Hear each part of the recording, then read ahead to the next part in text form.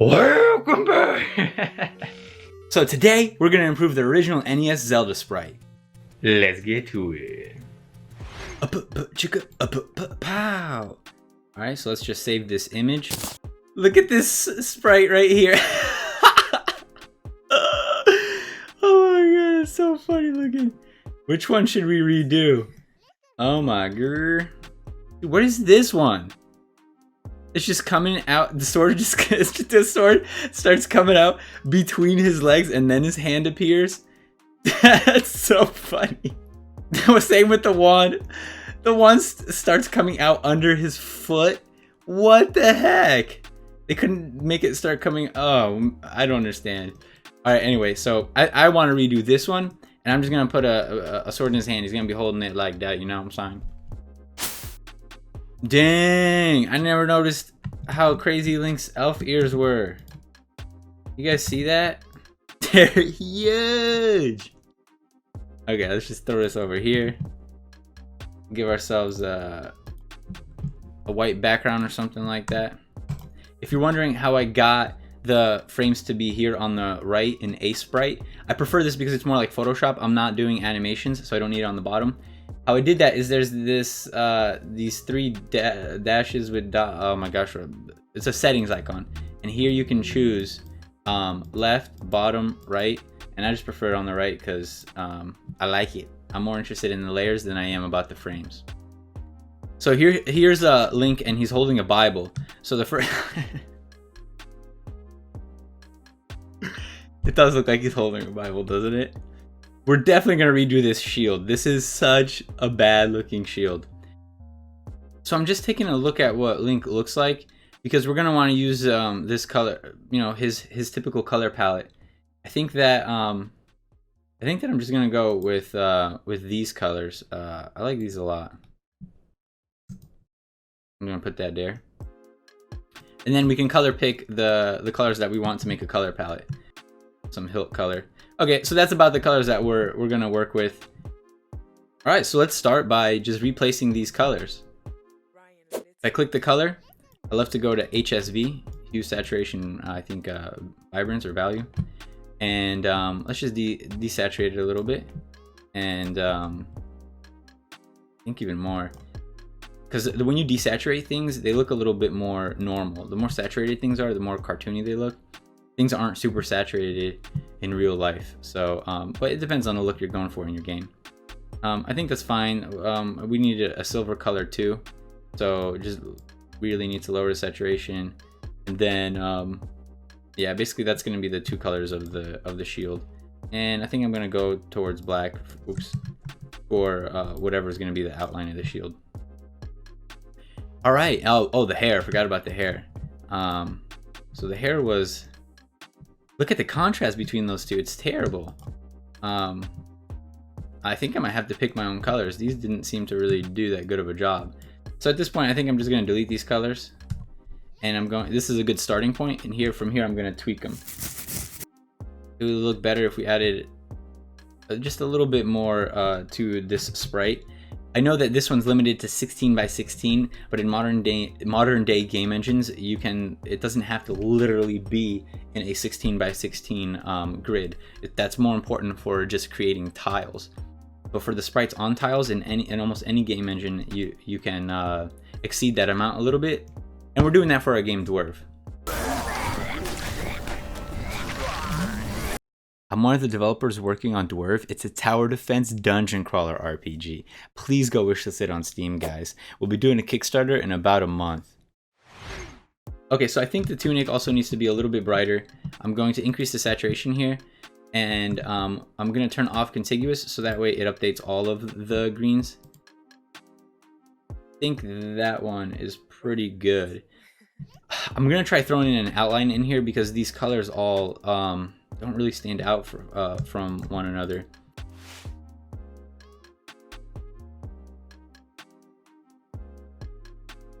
At this point, I want to redo the shield. Okay, I think this is pretty decent for an outline. Let's now add the inner outline. A lot of people use black for the inner outline. I don't recommend that because your artwork starts getting messy. And also you can use outline as a way to sort of show the form of the object. And once you start adding outlines inside the object, it starts being harder to tell what the visual language of the outline is in the first place. Today's episode is sponsored by Skillshare. So as you can imagine, I searched pixel art to see if they had pixel art classes, and they do. They've got a ton of pixel art stuff. A class that I think you guys would benefit from is the Pixel Art Animation class by Simon Sanchez. It starts off pretty simple, like with a bouncing ball, but it does get more complicated, and there's even 3 different attack animations that it goes through. One of the best things about Skillshare is how affordable it is compared to like going to college or even taking a lot of online courses. A yearly subscription to Skillshare is less than $10 a month. And the best part is that the first 1,000 people that use my link are going to get 2 months free of Skillshare. Ryan Little.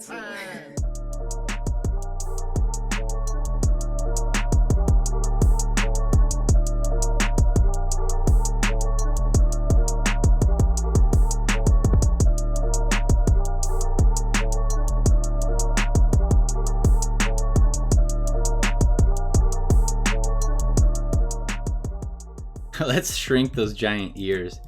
They look a little too over exaggerated. Now that completely got rid of the like elf look. We gotta keep the elf look, right? I'm gonna try making them really small and see how that looks. Nah, that doesn't look good, right? What if it stuck out a tiny bit like this? Yeah, he still has elf ears now, but they're not the size of his entire head. The hat looks a little bit small. I might need to make it a little bit wider. Might look better a little bit wider. It looks good, but this top shading looks too square. By adding these green pixels on the sides, it makes it look like there's more of a bend in the middle. We might go back and add more shading to that. I'm shading under the neck. This is something a lot of people forget. If there's a shadow here, it means that this is sticking out. I hope that made sense to you. I think this shading right here might be too much. I'll leave it right here on the side. To me, that looks a little bit better. I don't think that belt buckle needs to be so huge. I think something like this would look better as a belt buckle. And honestly, we can even sort of add a curve to the belt buckle if we do something like this. Now it looks more like it's wrapped around the waist. I'm trying to show you, but you can't see my waist. But now it looks more like it's wrapped around the waist instead of being like on his chest. I want him to hold a sword, so I'm not going to have the hand like that. I'm going to have the hand something like that. Is Link a lefty? This entire time, has Link always been a lefty? Dude, look at this. Here he is holding it with his left hand, and here he is holding it with his right hand. So is he a lefty or a righty? Okay, so before we move on, I kind of want to experiment a little bit with his face. Like, what if we put the eyes that that far apart? Does he look better? I like making the mouth black, but the problem is that the shield is touching it, and it looks weird. So sometimes you have to not use the same color. For outline, I like to do a dark version of whatever the object is. So the next step here would be, for example, grabbing this green, putting the alpha really low, and then, that's a little too low, and then going over the black. And now that'll give you a color that you can use for an outline. So I think that having this hat be green looks, with the green outline will look good. And then of course the ears, they're going to have a beige outline. And this way, the black outlines even have contrast between themselves.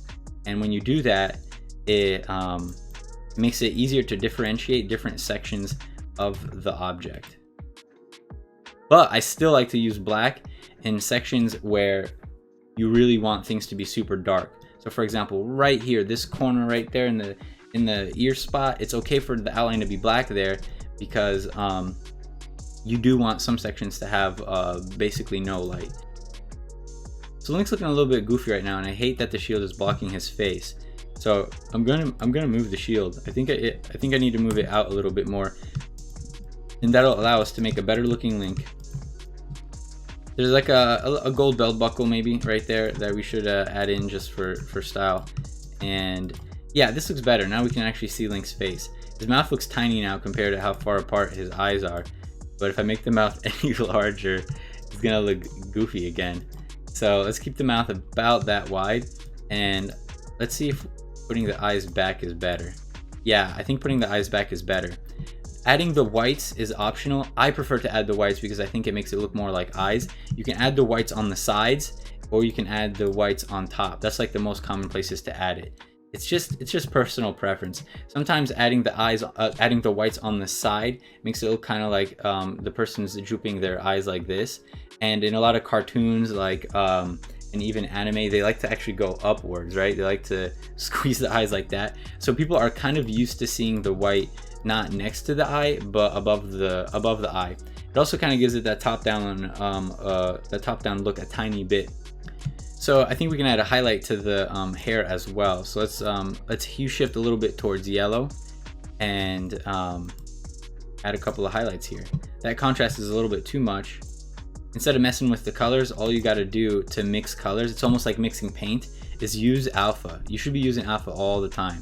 So here I'm just gonna add alpha, and since I have it's like a 30% alpha, I can keep clicking here and it'll keep decreasing it. So that's a good way to sort of like gauge at what point is the color different enough.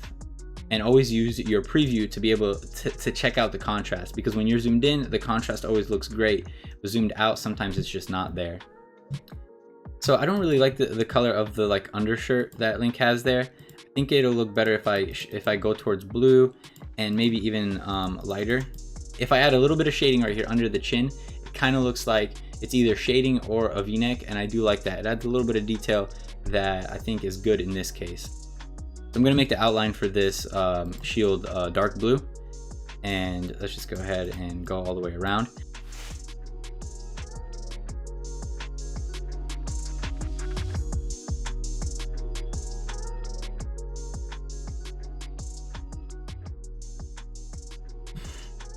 I think that's about as close as I can get it in this tiny pixel art. To make the shield look a little bit more metallic, I do think we should add a shine to it. All right, there we go. I think that background color shows off the shield a little bit better. However, I don't know. This shine doesn't look too great. I totally could make this shield look a lot better if I went for a generic shield, but I'm trying to make it look like Link's Hylian shield, you know what I'm saying? I think I went a little too light with the outline for the ears. You got to be careful not to go too light, because then your artwork's not going to stand out from the background. I'm just gonna go back and actually make the ears darker, and I'll do the same for the hand. All right, let's add the sword. Before I add the sword, I gotta add the shadow, man. I love shadows. It's like a itch. Okay, so I'm doing this to give the shield a stronger outline. It'll emphasize, a stronger outline will emphasize that it's sticking out. Maybe even black, dude. Let's go all the way black. Yeah, I think we can go black with that one. I did transition to the black though here, so it's not that big of a contrast difference.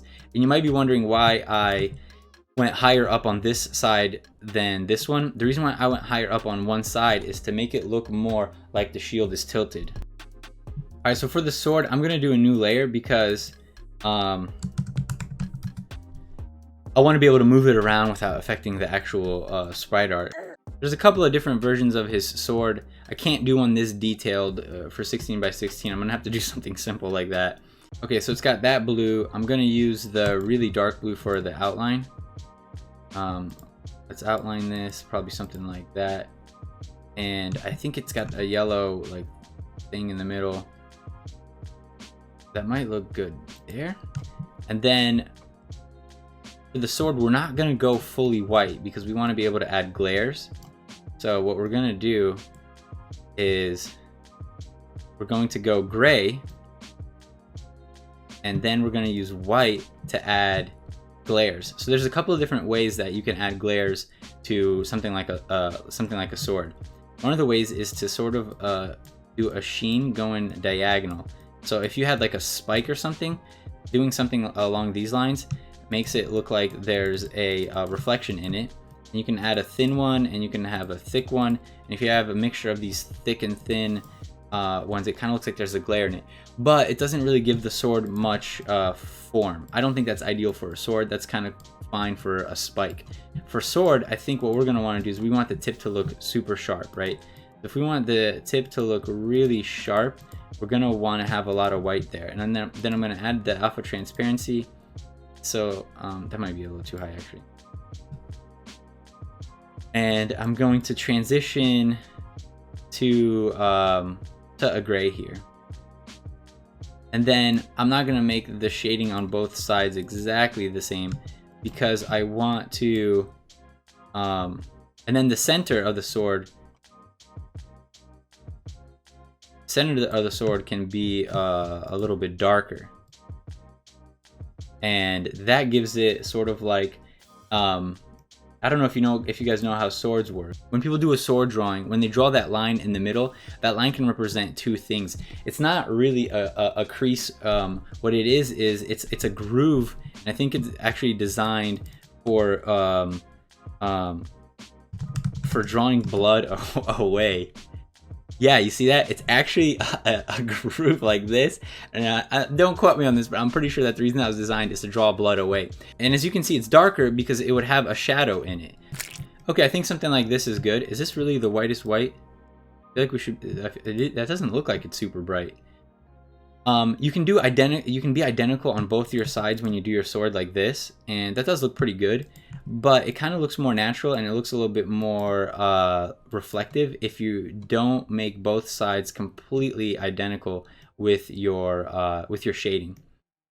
So I'm just gonna go ahead and do this, and I'm slowly brightening it up near the top. And what that does is it makes the top look really bright, look really sharp, and I think it does give that effect. It looks like the top of the sword is now the sharpest part.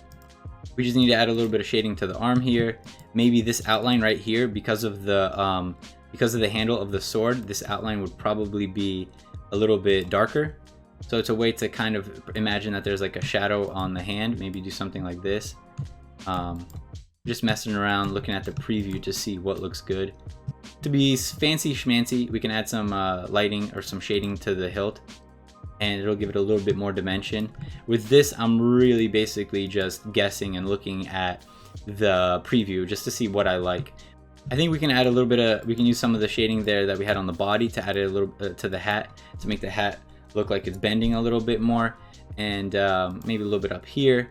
This spot right here is shaded. I might even want to go darker here because it makes that shield really pop, makes it look like the shield is casting a shadow.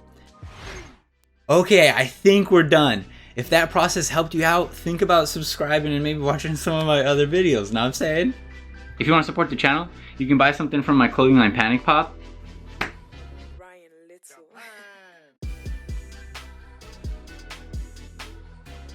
Try to guess the canvases I got up.